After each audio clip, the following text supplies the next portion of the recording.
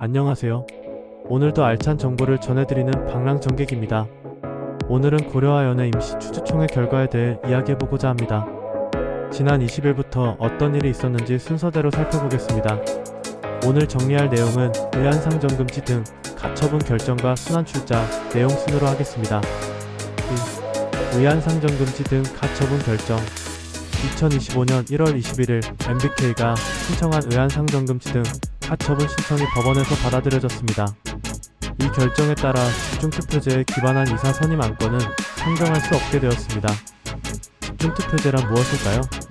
보통 주주총회에서 이사를 선임할 때 주주는 여러 후보에게 표를 나눠서 줍니다. 하지만 집중투표제가 도입되면 한 후보에게 모든 표를 몰아줄 수 있습니다. 소수 주주들이 힘을 합치면 대주주의 독점적 지배력을 견제할 수 있는 제도죠. 임시주주총회 소집공고문에서 이사 선임 의안은 경우에 따라 다음과 같이 진행될 예정이었습니다. 하지만 이번 법원의 결정으로 집중투표를 전제로 한 이사의 선임 의안은 모두 금지되었습니다. 1월 23일이 임시주주총회일인데 불과 이틀을 앞두고 있는 시점입니다. 최 씨 일가는 이 집중투표제를 이용해 이사회 장악을 막아보려 했지만 법원은 이를 허용하지 않았습니다. 그럼 법원은 왜 집중투표에 대한 의안 금지를 결정하였을까요? 법원의 결정 사유에 따르면 집중투표제에 따른 의안이 통과되더라도 제376조와 제380조로 인해 무효가 될 수도 있어 해당 의안과 관련하여 상당한 혼란이 계속될 것으로 보여 결정하였다라고 기재되어 있습니다. 내용이 어려우시죠? 쉽게 풀어서 정리하면 상법에 따라 집중투표제를 실시할 때에는 정관상 집중투표제에 대한 제약이 없어야 합니다. 하지만 고려아연 정관에는 집중투표제를 적용하지 않는다고 명시되어 있습니다. 그런데 최 씨 일가는 이번 주총에서 정관을 바꿔 즉시 집중투표제를 도입하려 했죠. 하지만 법원은 집중투표제를 적용하려면 의안 상정 시점에 정관에서 허용했어야 한다라고 판단했습니다. 즉 집중투표제 안건을 상정조차 하지 못하게 법원에서 막아버린 상황입니다. 최 씨 일가에게는 엄청난 악재였죠.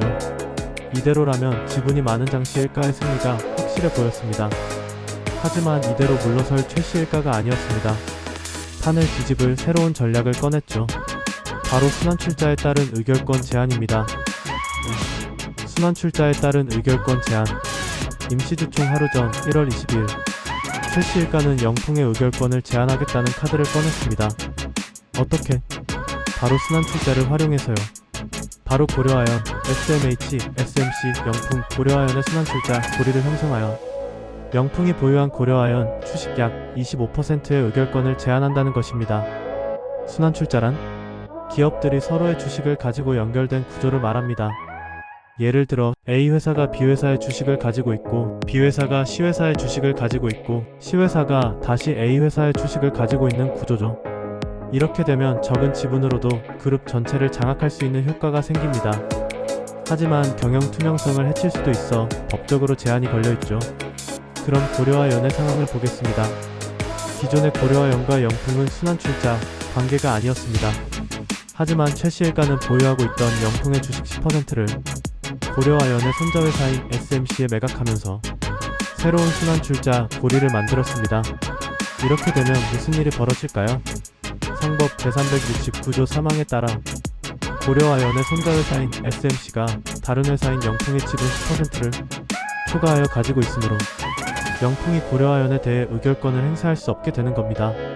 상법 제369조 3항에서는 회사, 모회사 및 자회사 또는 자회사가 다른 회사의 지분 10% 초과하는 주식을 가지고 있는 경우 그 다른 회사가 가지고 있는 회사 또는 모회사의 의결권은 없다라고 명시하고 있습니다.